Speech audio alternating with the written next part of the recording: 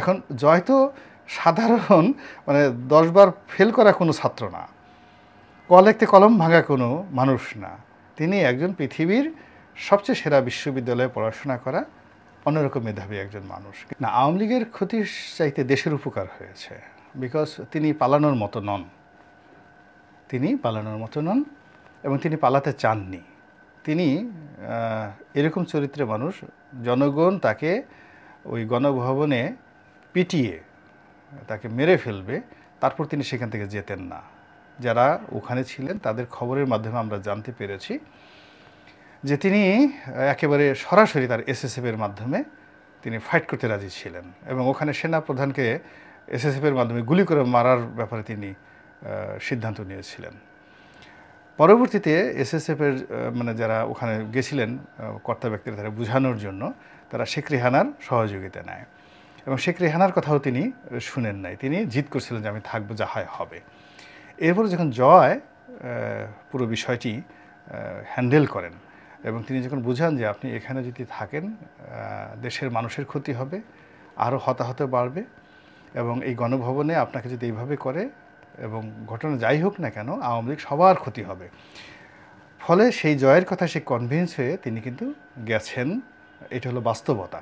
কিন্তু তিনি একেবারে সঙ্গে সঙ্গে ভয় পেয়ে চলে গেছেন, এটা একেবারেই অসম্ভব একটা বিষয়। যারা ওই ঘটনার সাথে জড়িত, সেনাপ্রধান ছিলেন, পুলিশ প্রধান ছিলেন, 3 বাহিনী প্রধান ছিলেন, এসএসএফের যারা লোক ছিলেন ওখানে, শেষ মুহূর্তে তার সাথে তার সহকারী ছিলেন নাজমা আক্তার এমপি ছিলেন, মতিয়া চৌধুরী ছিলেন, আরাফাত ছিলেন, ওই যে যাকে বলে মোহাম্মদ আরাফাত তথ্য প্রতিমন্ত্রী ছিল, হেলিকপ্টারে উঠানো পর্যন্ত তারা ছিলেন ওখানে, অনেক সরকারি তার পার্সোনাল যারা স্টাফ ছিলেন তারা ছিলেন।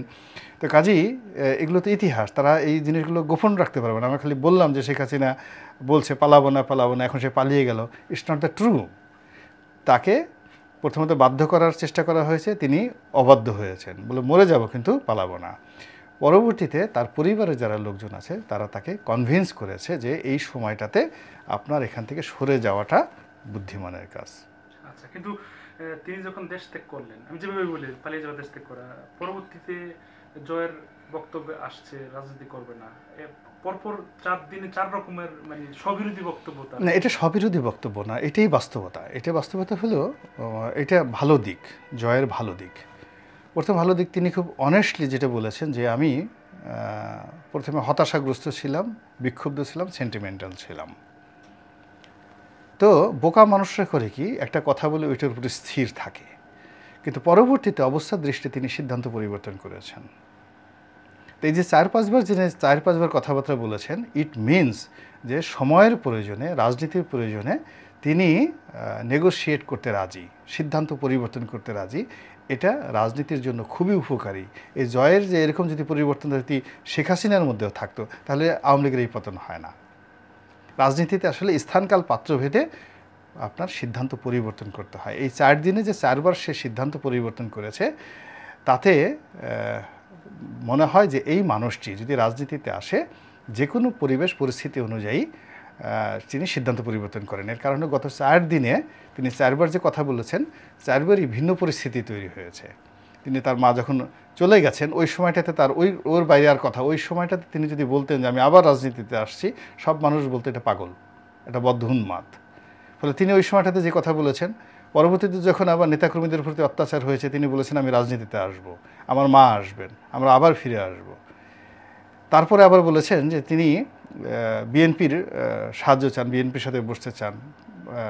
তারপরে যারা এখন ক্ষমতা চালাচ্ছেন তাদেরকে তিনি স্থির থাকতে বলেছেন। তারপর তিনি আবার বলেছেন যে বেগম খালেদা জিয়ার প্রতি অন্যায় করা হয়েছে, আওয়ামী লীগ বিএনপি ধরনের কোনো দল নেই। এই যে 4 কথা, আপনি প্রতিটি কথার মধ্যে সংযোগ স্থাপন করেন, কার্যকরণ স্থাপন করেন, আপনি দেখবেন যে হি ইজ রাইট এবং দিস ইজ কল্ড পলিটিক্স। সামগ্রিক অর্থে তিনি কি আসলে একটা রাজনীতিবিদের পরিচয় দিয়েছেন বলে মনে করেন?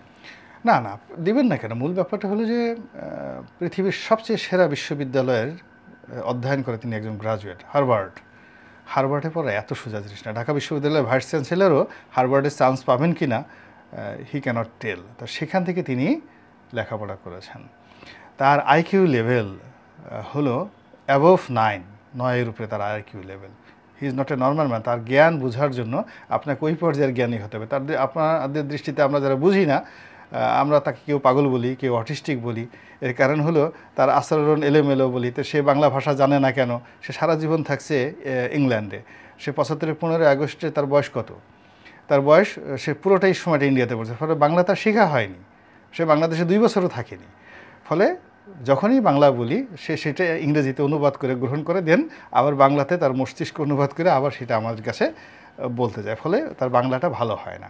কিন্তু বুঝতে হবে যে তার শরীরে যে জিন, জেনেটিক, তার যে ইঞ্জিনিয়ারিং, তার বডি কনস্ট্রাকশন, এটা কি? এটা বাংলাদেশের সেরা পরমাণু বিজ্ঞানী ডক্টর ওয়াজেদের রক্ত তার শরীরে।